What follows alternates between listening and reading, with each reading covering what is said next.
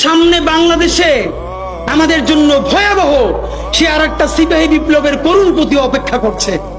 আপনারা অনেকে ভাবতেছেন এইটাও কি সম্ভব?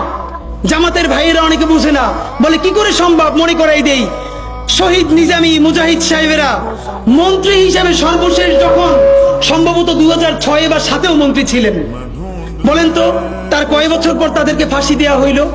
10 বছরও লাগে নাই।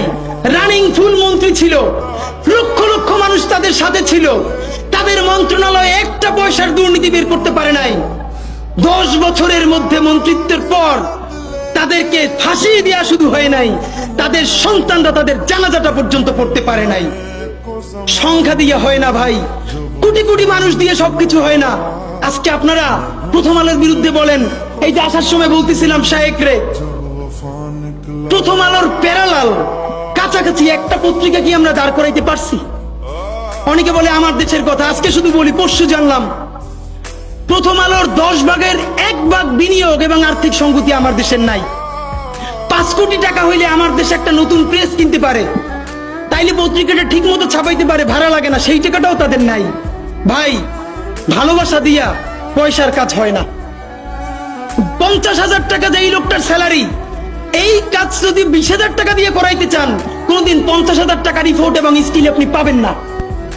ওই 50,000 টাকাই লাগবে। মানুষ মাগনা কাটে 3 দিন, একজনকে দাওয়াত খাওয়ায় 2 দিন 3 দিন, তারপরে আর চলে না।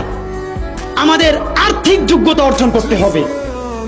আমাদের অনেকগুলো প্রতিষ্ঠান লাগবে, একটা প্রতিষ্ঠান না। আমাদের ভাইদের সমস্যা কি জানেন? সে আজকে যদি হাটাজারি মাদ্রাসা দিয়ে কেউ একটা পত্রিকা বার করে, সেই পত্রিকাটাও সে জাতীয় মূলধারা বানাবে না, দেবে দৈনিক হাটাজারি সে বানাবে।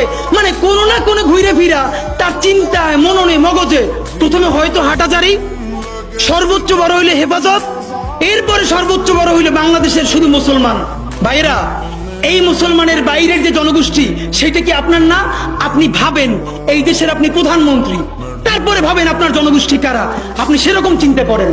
সুতরাং আমি কথায় অনেক ভুল ভ্রান্তি বলতে পারি, কিন্তু বিশ্বাস করেন আমার কলিজা চিল্লেও আপনারা শুধু যেটা পাবেন সেটা হইল আমি চক্ষু বন্ধ করে দেখতে পাই।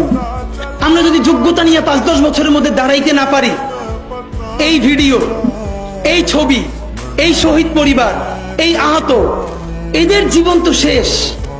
এদের পরবর্তী জেনারেশনকে পর্যন্ত কি ভয়ানক গণহত্যার শিকার হইতে হবে আমরা চিন্তাও করতে পারতেছি না। সুতরাং বাংলাদেশের স্বাধীনতার সার্বভৌমত্ব, বাংলাদেশের ইসলাম এবং মুসলমানকে বাঁচাইতে হইলে আমাদেরকে তুমুল যোগ্যতা অর্জন করতে হবে। এই মাদ্রাসা শিক্ষিত জনগোষ্ঠীর মধ্যে হাজার হাজার ছেলে লাগবে যারা CNN, আল জাজিরা